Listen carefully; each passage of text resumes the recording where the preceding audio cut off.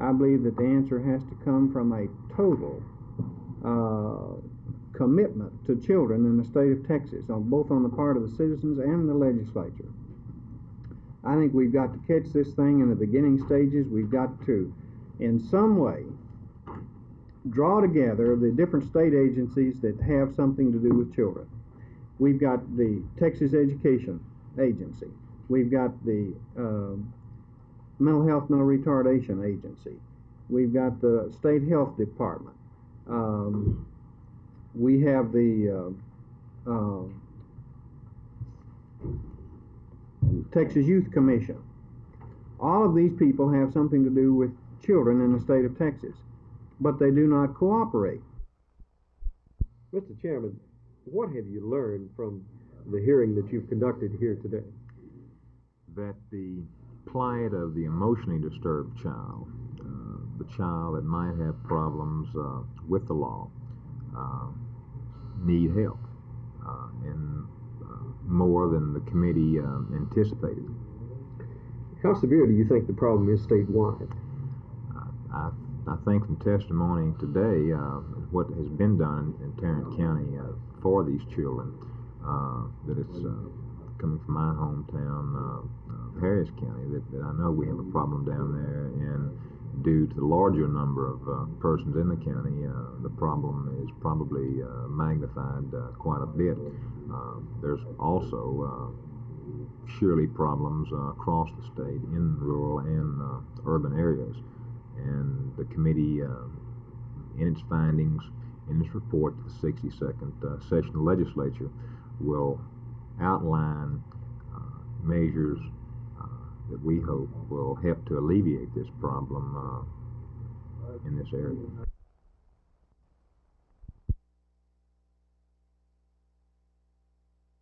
This was a weapon that was recovered, and from the laboratory test we were able to determine that this was the weapon that had fired the projectile.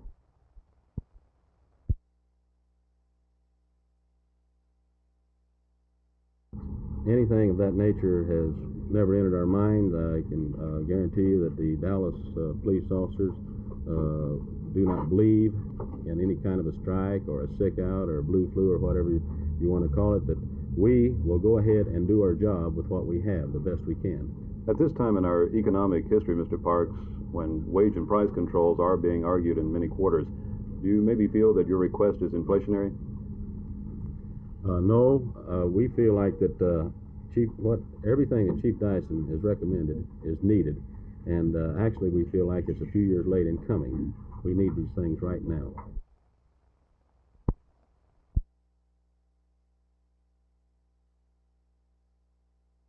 There's no direct bearing between the two issues of the capital improvement program and the wage negotiations of the city employees. Mr. Campbell, what would be your stand if the city employees decided to suddenly get sick? What would... Would you support their efforts? I'll support any worthy, I say worthy efforts, any just efforts made by any union man. The matter of city employees' wages have no bearing on a bond election or capital improvements. Capital improvement program money and bond funds are used for capital improvements, which it says. Salaries or salary increases come from the general operating budget. Mr. Mayor, do you feel that you'll be able to work something out with the city employees without a work stoppage? Yes, we're in the process of negotiating with this particular union at the present time, and I think that we will have a package to offer them that will be acceptable.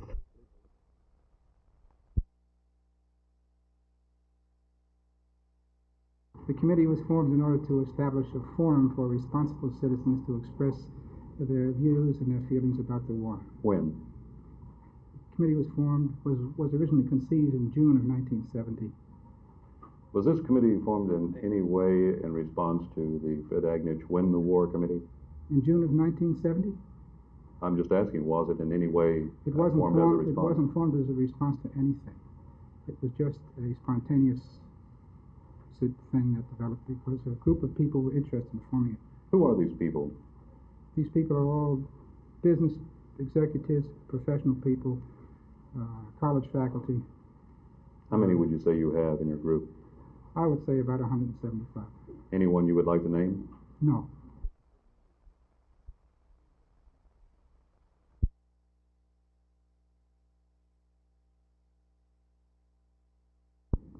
It's very competitive already, as far as we can see.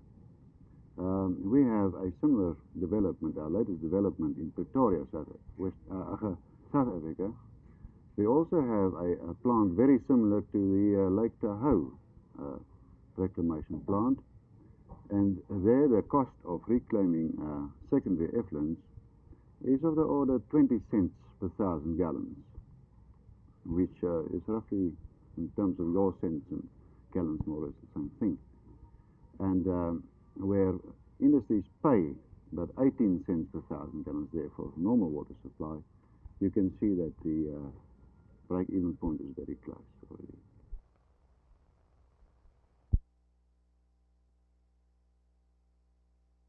Well,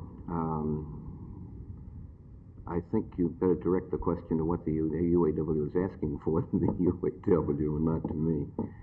Our response is that we will bargain, as we always have, collectively and within the framework of what is doable for American Motors.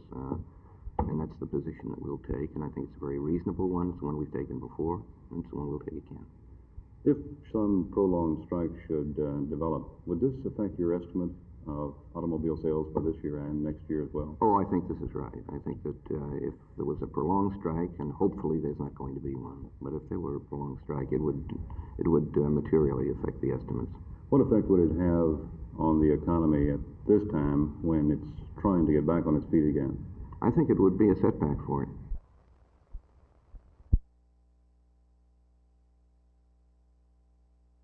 During combat, we are withdrawing American troops in accordance with national policy, and at the same time assisting the Vietnamese in taking over where our troops are withdrawing. It makes it necessary that first we do maintain the support of combat operations. We have the logistic problems involved in withdrawing our troops and their equipment, and at the same time improving the Vietnamese logistic system so that they can carry on.